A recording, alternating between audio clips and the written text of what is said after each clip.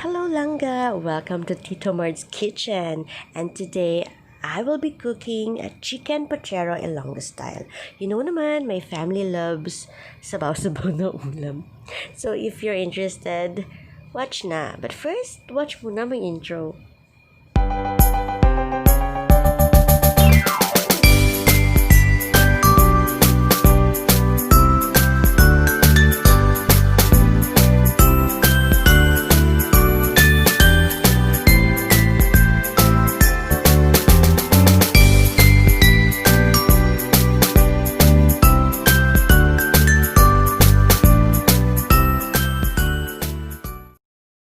So first, we need to make gisa muna with our chicken with onion and garlic to make our chicken aromatic.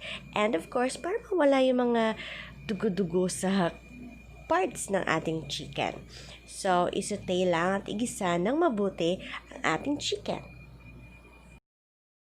And I like to simmer the chicken for a few minutes para lumabas yung kanyang juices or natural na lasa ng kanyang natural na oil. We will prepare other ingredients, other vegetable ingredients like the cabbage, the bananas or saging na saba, potatoes, and of course some onion leaves. Pwede nyo rin dagdagan ng pedada or chili pepper if meron kayo. But for now, wala ako nun, kaya pasensya na.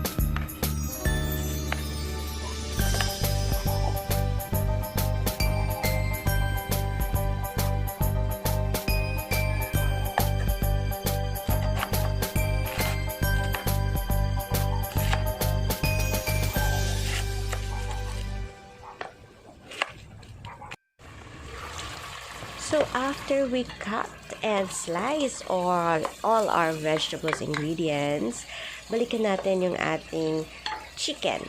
So by this time, pwede nyo siyang dagdagan ng water para sa kanyang sabaw, para sa kanyang chicken broth, at para sa masarap na sabaw ng inyong chicken pochero. At kayo na rin bahalang mag-adjust kung gaano kadami yung water na ilalagay nyo. The more sabaw, the merrier, di ba? Now let's cover it and wait for it to boil. Now go ahead and add na your potatoes and bananas or your saging na saba sa kumukulong sabaw ng ating pochero. And FYI lang, mga iho at iha, yung iba na naman, dinadagdagan nila ng sweet potato or yung kamote. Kasi masarap din yun sa pochero, ang kamote. Manamis-tamis. Anyway, you can add your chicken cube or chicken powder or seasoning na meron kayo. Dagdag ding pampalasa para sa ating pochero. Just mix it and you can adjust the taste later on.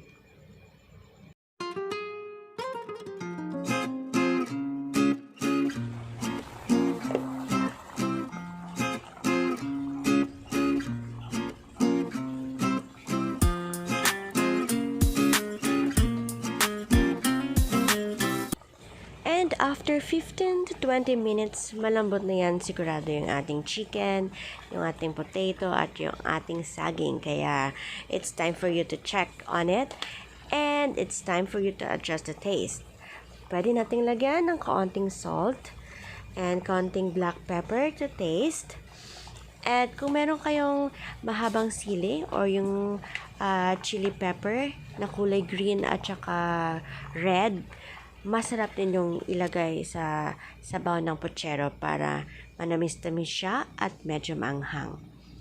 Now, ilalagay na natin yung ating cabbage at yung ating green onion para sa last minute na pagpapakulo sa ating pochero.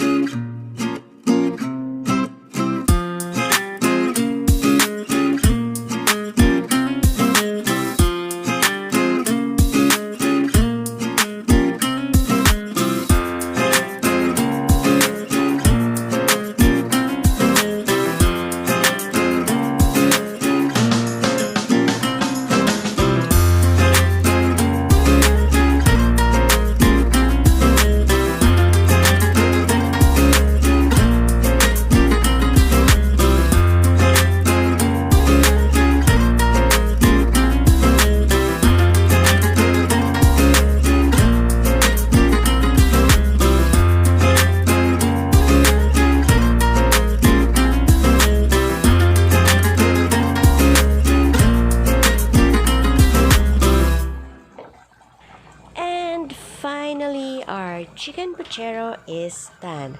O, diba? Super simple and super easy. It's not only healthy, pero masarap talaga siya. Especially pag umuulan, sobrang swak nitong pang-ulam sa maulan na panahon. Kaya ano pang hinihintay nyo? Another sabaw recipe is waiting. Subukan nyo na nang malaman nyo kung gaano kasarap ang chicken pochero ng mga Ilonggo. Thank you so much for watching and I hope you enjoyed this video.